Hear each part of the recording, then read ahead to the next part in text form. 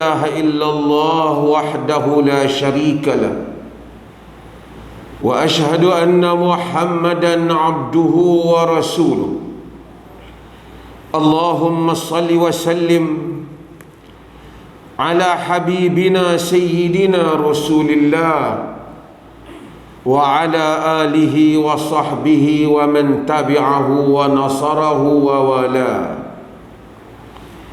يا أيها الذين آمنوا اتقوا الله حق تقاته ولا تموتن إلا وأنتم مسلمون. فإن أصدق الحديث كتاب الله وخير الهدي هدي محمد صلى الله عليه وسلم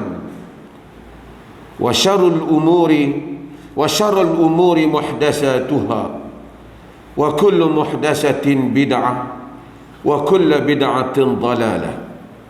أما بعد. Sidang Jumaat yang dirahmati Allah, antara tanggungjawab seorang Muslim yang akan dipersoalkan oleh Allah Subhanahu wa ta'ala pada hari akhirat kelak ialah tanggungjawab membela dan mempertahankan agama. Ini adalah tanggungjawab yang setiap orang Muslim, setiap yang berdiri pada hari kiamat kelak akan ditanya apa yang dia lakukan apabila agamanya dicabar ataupun diancam. Apakah perjuangannya di dalam membela agama Allah Azza wa Jalla? Tidak boleh untuk kita berfikir hanya kita akan ditanya tentang salat dan puasa sahaja. Kita akan ditanya tentang tanggungjawab mempertahankan agama yang telah mengajar kepada kita tentang salat dan puasa, dan syariat-syariat yang lain, yaitu tentang Islam. Apakah yang kita lakukan di dalam mempertahankan agama Allah Subhanahu wa ta'ala? Allah berfirman mengingatkan para sahabat radhiyallahu anhum ajma'in bahawa perjuangan untuk mempertahankan agama wajib dilakukan ketika senang ataupun susah. Allah menyebut infiru khifafan wa thiqala wajahidu bi amwalikum wa anfusikum fi sabilillah dzalikum khairul lakum in kuntum ta'lamun. Keluarlah bersegera kamu dalam keadaan ringan ataupun berat, berjuang pada jalan Allah dengan harta dan nyawa kamu. Yang demikian itu baik bagi kamu jika kamu mengetahui. Di atas tanggungjawab memperjuangkan Islam, mempertahankan Islam, menyebarkan Islam, Islam itu sampai ke pelosok alam, sehingga sampai ke negara kita, ke tanah air kita ini. Bayangkan jika para sahabat radhiyallahu anhum ajma'in apabila menganut Islam kemudian menyimpan Islam di dalam dada mereka semata-mata, tidak berjuang bersama dengan Nabi, tidak dihalau keluar daripada Mekah, tidak berhijrah ke Madinah, tidak berperang, tidak mati, tidak terkorban, tidak bergerak ke pelosok alam membawa Islam, Bagaimana mungkin untuk Islam itu sampai ke tangan, sampai ke dada kita sehingga kita beriman dengan Allah dan Rasulnya sallallahu alaihi wasallam. Walaupun perjalanan itu berat, mereka telah melakukannya, dan Allah tahu bahawa agamanya tidak semudah itu untuk disebarkan. Di dalam peperangan Tabuk, Allah menyebut law kana aradan qariba wa safaran qasida lattaba'uk walakin ba'udat alaihi musyaqqa. Sambungan pada ayat yang tadi. Jikalah perjalanan itu tujuannya itu dekat, mudah dicapai, nescaya mereka mengikutmu wahai Muhammad. Tetapi ia jauh, ia penuh dengan berbagai tribulasi, cabaran, rentangan yang ada di atasnya. Marilah kita bertanya tentang diri kita. Sebagai Muslim, apakah yang telah kita lakukan dalam mempertahan dan membela agama kita? Terutama pada saat apabila agama diancam, apabila orang memperkotak-katikkan agama, apabila orang mempersendakan agama, apabila orang mencabar agama. Allah menyuruh kita berjuang dan menjamin untuk diri pejuang Allah akan menetapkan langkah mereka. Ya ayyuhallazina amanu in tansurullah yansurkum wa yuthabbit aqdamakum. Wahai orang-orang yang beriman, jika kamu tolong Allah, Allah menolong kamu dan menetapkan langkah-langkah kamu. Para sahabat telah menolong Allah, yakni menolong agamanya. Allah Maha Suci daripada memerlukan makhluk, tetapi Allah mahu melihat siapakah hambanya yang sanggup untuk mengorbankan harta dan nyawa bagi mempertahankan apa yang telah diturunkan kepada Rasulnya sallallahu alaihi wasallam. Apabila orang Islam hilang nilaian yang ada pada diri para sahabat, hilang daripada apa yang ada pada Abu Bakar Siddiq, Umar bin Khattab, Uthman bin Affan, Ali bin Abi Talib dan seluruh para sahabat radhiyallahu anhum ajma'in. Bayangkan Abu Bakar Siddiq pada usia yang sudah lanjut, bukan orang muda ketika menjadi khalifah, berlaku peristiwa murtad, orang keluar daripada agama. Sebahagian mereka menyatakan jika Muhammad itu Rasul, masakan dia wafat? Bayangkan golongan yang enggan membayar zakat pada hari kematian, kewafatan Rasulullah sallallahu alaihi wasallam. Abu Bakar melihat Rasulullah yang wafat dan melihat umat yang kekeliruan.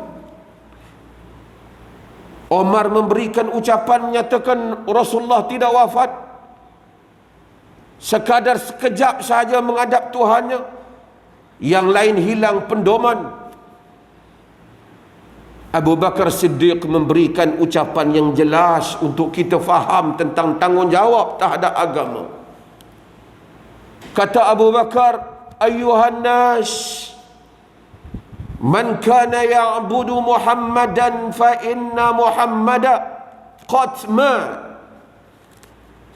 wa man kana ya'budu Allah fa inna Allah hayyun la yamut. Wahai manusia, sesiapa yang menyembah Muhammad, sesungguhnya Muhammad telah mati.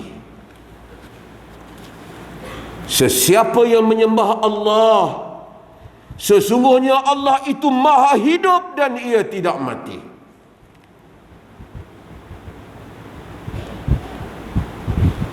Kemudian Abu Bakar membaca firman Allah dalam surah Ali Imran, "Wa ma Muhammadun illa rasulun qad qalat min qablihi ar-rusul afa immat aw qutil inqalabtum ala a'qabikum wa man yanqalib ala aqibaihi falan yadurrallaha syai'a wa sayajzillahu syakirin." Tidaklah Muhammad itu melainkan rasul seperti mana diutuskan rasul-rasul sebelum daripadanya. Apakah sekiranya Muhammad itu mati atau ia terbunuh atau ia dibunuh, kamu akan berpaling, tumit-tumit kamu akan berpaling. Sesiapa yang tumitnya berpaling, ia tidak akan memberi apa-apa mudarat kepada Allah. Sesungguhnya Allah akan membalas orang-orang yang bersyukur kepada nikmat-Nya. Apabila berlaku peristiwa keluar agama, berlaku peristiwa enggan membayar zakat, kata Abu Bakar, "Ayanqusud dinu wa ana hayy?"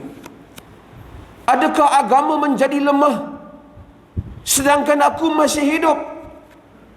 Yakni selagi aku masih hidup, aku tidak akan membiarkan agama menjadi kurang ataupun lemah. Demikianlah azam Abu Bakar Siddiq radhiyallahu anhu. Demikianlah azam Umar. Dengan segala kehebatan Empire Rom dan Parsi yang jatuh oleh orang-orang Arab yang dahulunya dikenali dengan kumpulan manusia di padang pasir yang tidak mempunyai pentadbiran, hanya menguruskan kehidupan secara berkabilah. Pasukan Islam akhirnya telah menjatuhkan Rom dan Parsi. Omar tidak menyatakan kekuatan kita kerana kita ini telah menyusun dengan baik. Kata Omar ketika membuka Baitul Maqdis, "Nahnu qaumun a'azzana Allahu bil Islam. Falamma nabtaghi al-'izzata bighairi ma a'azzana Allah, adhallana Allah." Kita adalah kaum yang Allah muliakan dengan Islam. Kalau kita mencari kemuliaan selain dari Islam, kita akan dihina oleh Allah. Orang Arab, kaum yang ada bahasa yang cantik, penunggang kuda yang hebat, perwira-perwira yang berani, syair-syair yang tersusun, tetapi gagal menempatkan diri mereka dalam persada antara bangsa dan dunia. Sehinggalah datangnya Muhammad bin Abdullah dengan risalah Islam yang menghantar surat kepada maharaja-maharaja Parsi dan Rom. "Aslim taslam yu'tikallahu ajra marratain." Islamlah nescaya kamu selamat. Allah memberikan kepada kamu 2 pahala balasan. Dengan Islamlah orang Arab bahasa mereka diangkat, syair mereka ditulis, perwira mereka dicatatkan, kepimpinan mereka diiktiraf, dan Islam memasuki wilayah demi wilayah. Tidak ada bangsa yang merasakan mereka dijajah oleh Arab, bahkan merasakan mereka dibawa kepada mereka Islam oleh Arab. Abu Hanifah bukan Arab, menjadi imam dalam mazhab Hanafi, mazhab yang paling besar. Al-Imamul Bukhari bukan Arab, Abu Hanifah bukan Arab, Al-Bukhari bukan Arab, Abu Daud bukan Arab, Imam Tirmidzi bukan Arab, Imam Ibnu Majah bukan Arab, Al-Imam An-Nasa'i bukan Arab, Sibawayh bukan Arab, Abu Ali Al-Farisi bukan Arab. Kesemuanya mereka menjadi umat Islam dengan kegemilangan mereka.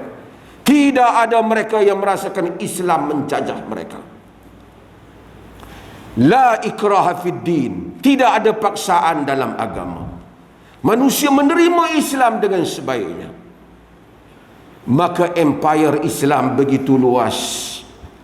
Umat Islam dengan segala kegemilangannya. Apabila kita meninggalkan ajaran ini, Nabi SAW menyebut, yushiku an tatada'a alaikumul umamu kama tada'al akalatu ala qas'atiha. Qala qail, amin qillati nahnu ya yawma idhin ya Rasulullah? Qala bal antum yawma idhin kathir walakinnakum ghutha ka ghutha'is sayl. La yanzi'anna Allah min suduri aduwikum al-mahabbata minkum wa la yaqdhafanna fi qulubikumul wahn. Qalu wa mal wahnu ya Rasulullah? Qala hubbud dunya wa karahiyatul maut. Nabi menyatakan nanti akan berlaku, hampir akan berlaku, di mana seluruh umat-umat lain akan membuli kamu, mengambil tindakan pada kamu. Kita lihat semua agama yang berbeza memerangi orang Islam. Ketika Iraq dibelasah, diserang, ketika Syria diserang, ketika negara-negara orang Islam diserang, tidak ada siapa yang menolongnya, melainkan sedikit komentar biasa. Lihat apabila Ukraine diserang oleh Rusia, bagaimana sikap seluruh negara barat dan hipokrisi mereka. Siapa yang nak mempedulikan umat Islam? Nabi menyatakan semua umat berpakat menyerang kamu, seperti mana orang ramai menyerang, seperti orang ramai berhimpun pada bekas makanan. Para sahabat kebingungan. Dahulu mereka sedikit, tak berani orang membuli mereka. Amin qillati nahnu yawma idzin ya Rasulullah? Adakah karena kita sedikit ketika itu wahai Rasulullah? Nabi kata bal antum yawma idzin katsir. Bahkan ketika itu kamu itu banyak. Walakinnakum ghutha ka ghutha'is sayl. Tapi kamu bagaikan buih di permukaan air. Dipukul ke kanan kita ke kanan, dipukul ke kiri kita ke kiri. Umat yang tidak dapat menentukan pendiriannya sekalipun dalam membela agamanya sendiri.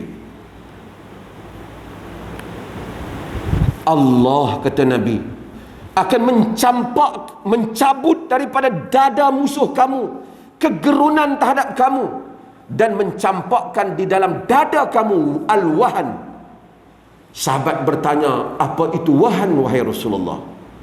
Rasulullah sallallahu alaihi wasallam menyatakan, cintakan dunia dan takutkan mati. Hadis riwayat Abu Daud. Ketika para sahabat tidak cintakan dunia dan tidak takutkan mati, dunia berada di tangan mereka dan genggaman mereka, dan kematian tidak datang begitu mudah kepada mereka.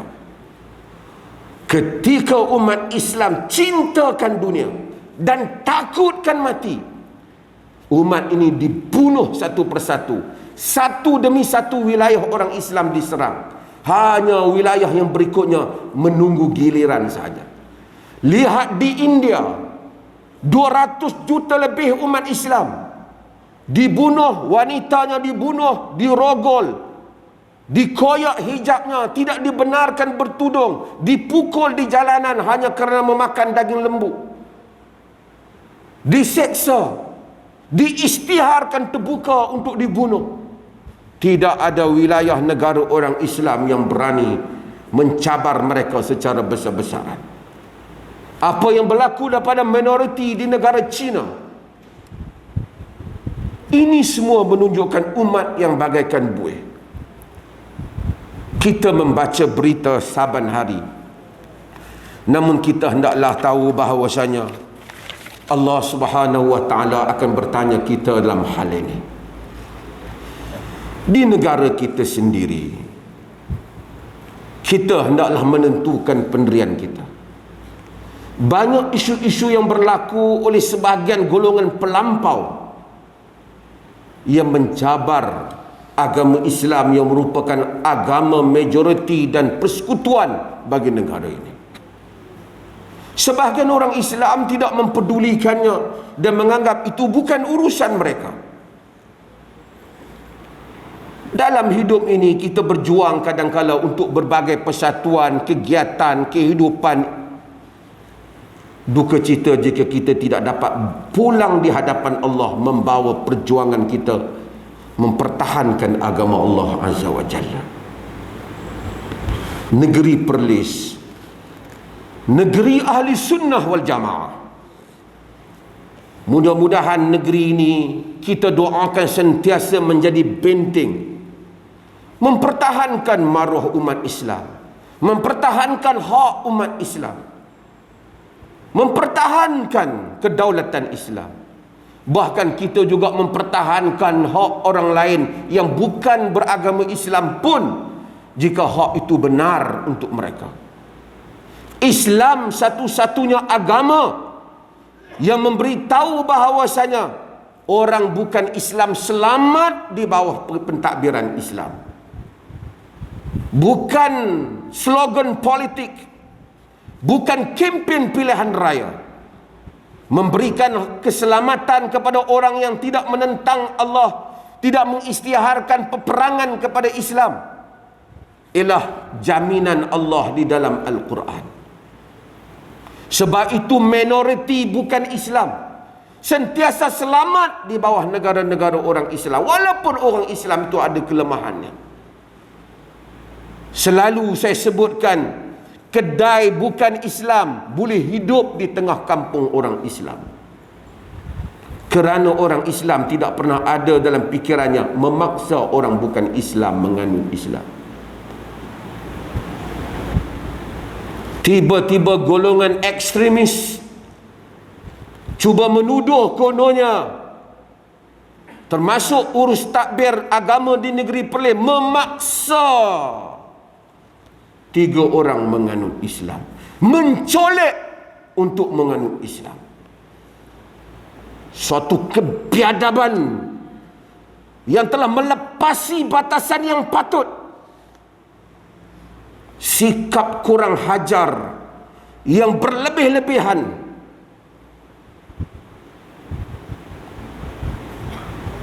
Budi dibalas racun,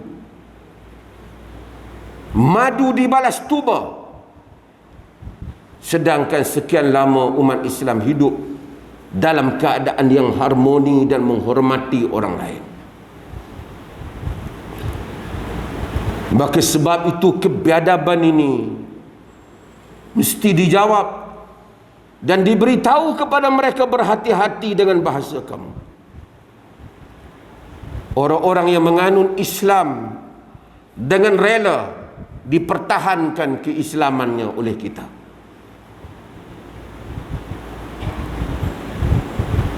Bayangkan jika tuduhan itu berlaku sebaliknya di negara bukan Islam. Tentulah yang mengucapkannya itu sudah tidak wujud lagi. Tapi demikianlah harmoninya kita. Maka marilah sebagai orang Islam, sebagai umat Islam, kita sentiasa mengikuti perkembangan orang Islam, melakukan sesuatu apa yang boleh kita lakukan dalam menyumbang untuk menyebarkan agama Allah. Balighu anni walau ayah, sampaikan daripada aku walaupun satu ayat. Bukan menyampaikan agama bukan tanggungjawab mufti sahaja, bukan tanggungjawab ustaz dan penceramah sahaja. Tanggungjawab setiap orang yang tahu Islam dengan kadarnya, dia memberitahu orang lain tentang agama Allah Subhanahu wa taala.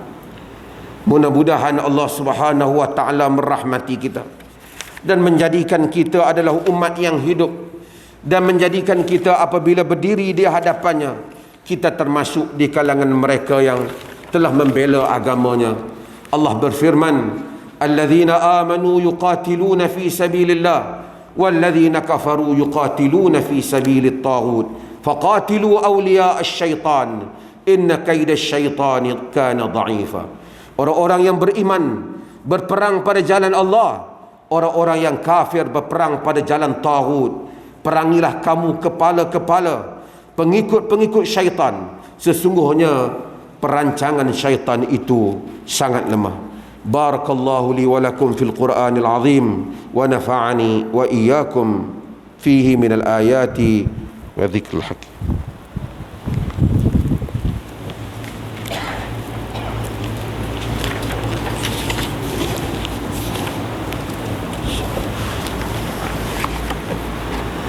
Alhamdulillah, alhamdulillahi wahdah, wa ashhadu an la ilaha illallah wa ashhadu anna Muhammadar Rasulullah.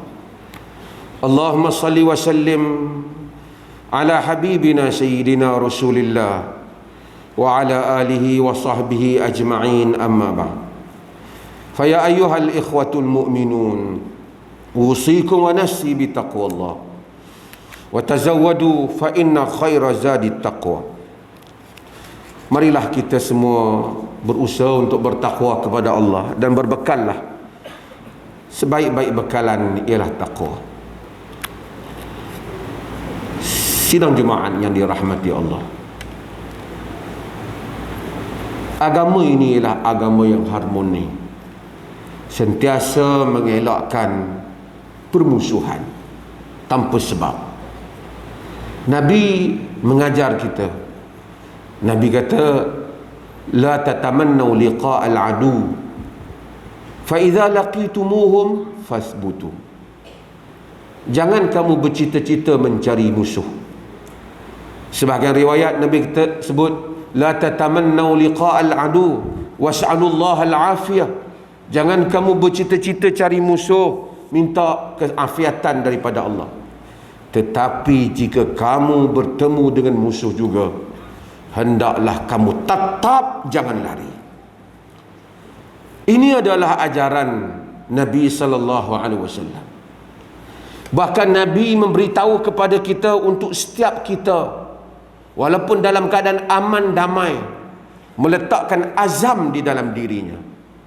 Jika apa-apa berlaku terhadap Islam, kita akan kehadapan untuk membela agama Allah. Jika sesuatu berlaku dengan damai, dan itulah harapan kita, kita hidup dalam harmoni dan damai.